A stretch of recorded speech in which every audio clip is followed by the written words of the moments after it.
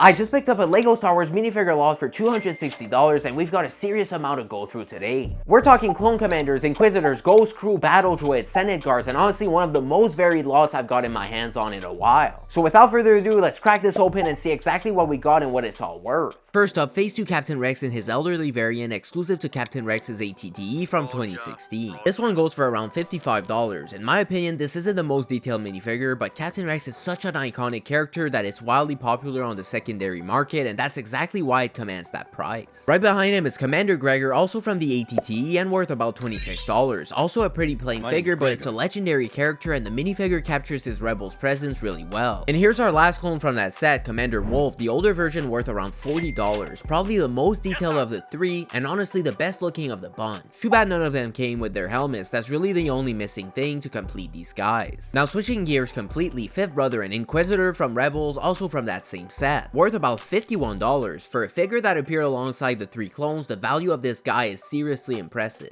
And this one remains my favorite variant of the Fifth Brother even to this day. Staying with the Inquisitors, his superior, the Grand Inquisitor, exclusive to the 2015 TIE Advanced prototype and worth around $29. That double-bladed lightsaber and the face printing are just spot on. I've always thought the Rebels version was the best compared to the one from Kenobi, and this one proves it. Moving into the Ghost Crew now, Sabine Wren appearing in two sets and worth about $15. The Mandalorian armor with all the painted on graffiti detail is such a fun figure. Too bad LEGO only released her Rebels version with the helmet once back in the Imperial Assault Carrier from 2015. Staying with the Ghost Crew, Ezra Bridger from two sets and a book going for about $10. Honestly surprised he wasn't released in more sets over the years. Overall a great minifigure with really solid prints. And rounding out the Ghost Crew, here's Hera Syndulla. Came out in two sets and is worth around $16. The Twi'lek head printing on this version is just beautifully done and she's still the best of both versions LEGO has released. Shifting over the Imperial side now, an Imperial officer from two sets worth about $9. Simple but essential for anyone building out an Imperial display. It also has a unique dark tan color that I quite like. Now here's an Imperial TIE Fighter pilot appearing across three sets. I'll be honest though, something looks a little off about this one. And here's another one, but wait, this is the helmet that goes with the first one, and the first one has this guy's helmet. So we got a little mix up on our hands. Someone's been playing musical helmets. This one came out in three sets. And the third TIE pilot, also from three sets, this one actually has the right helmet on, so at least one of them has their life together. You can never have too many TIE pilots for a hangar diorama. Now jumping over the Senate Guard, two Senate Commando captains, exclusive to the 2015 Senate Commando Troopers battle pack going for about $7 each. Great prints with those crisp white details. And six more from the same set, the standard Senate Commandos going for about $6 each. These are genuinely underrated army builders. The dark blue armor with those unique helmets looks fantastic, and having six of them in one lot is a real score. By the way, if you're interested in any of these minifigures, you can find them on our website at collectorskingdom.ca. Link is in the description and pinned in the comments. Staying with the clone side of things, a Phase 2 Kashyyyk clone trooper appearing in two sets and worth around $13. The green camo markings on this one are some of the best clone detailing LEGO has ever done. Also on the more unique side, two Geonosis Airborne troopers from the 2015 Geonosis Troopers set going for about $10 each. That unique camouflage color scheme makes these some of the most visually distinctive clone variants in any collection. And two more Geonosis clones from the same set also worth around $10 each. These ones have a very different look as well. Hopefully LEGO releases more of these soon so we can get a more affordable way to army build them. Now this one is a bit of a curveball. We actually got a second Hera. Same figure, same two sets. This one's got a crack on the left arm though, so the condition isn't quite there. Still worth around $15 in this state, but definitely the B copy of the two. Moving into the prequel era now, young Obi-Wan with a cape from two sets going for about $11. The printed legs put this version a cut above the older ones, and the Padawan braid is a great detail. Sticking with the Imperial theme, an Imperial Stormtrooper that appeared across 6 different sets. Common sure, but you always need more Stormtroopers. Now here's a nice little Hoth cluster, General Veers from the 2014 AT-AT going for around $11. The Imperial officer helmet and printed chest armor make this a really solid character figure. Right alongside him, the Snowtrooper Commander also from the AT-AT worth about $11. The white comma and commander rank markings set this guy apart from the standard troopers, a must-have for any Hoth display.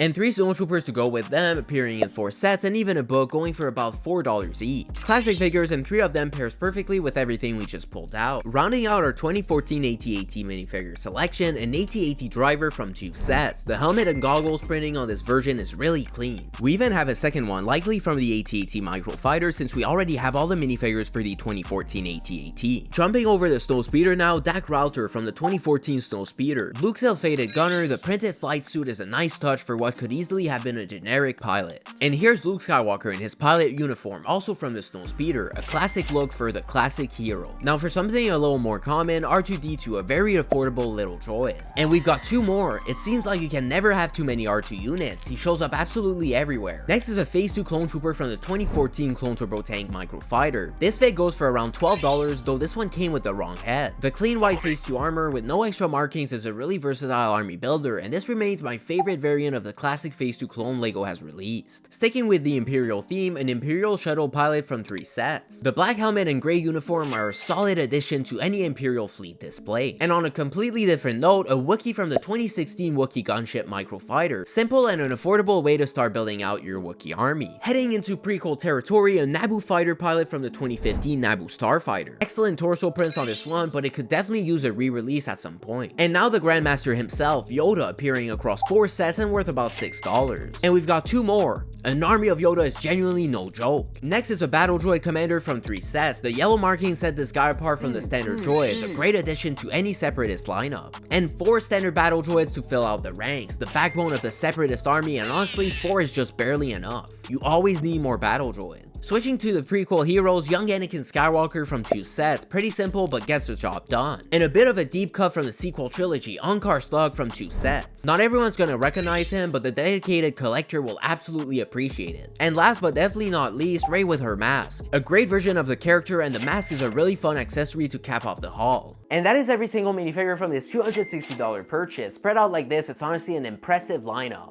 3 clone captains, commanders, and 5th brother basically carry the whole purchase. Drop a comment below and let me know which minifigure stood out the most to you. I'd love to hear it. And if you enjoyed the video, make sure to like and subscribe. It's the best free way to support the channel, and it genuinely helps us grow. And if you're still in the mood for more LEGO Star Wars, check out this unboxing next. I'm sure you're gonna enjoy it. I'll catch you in the next one.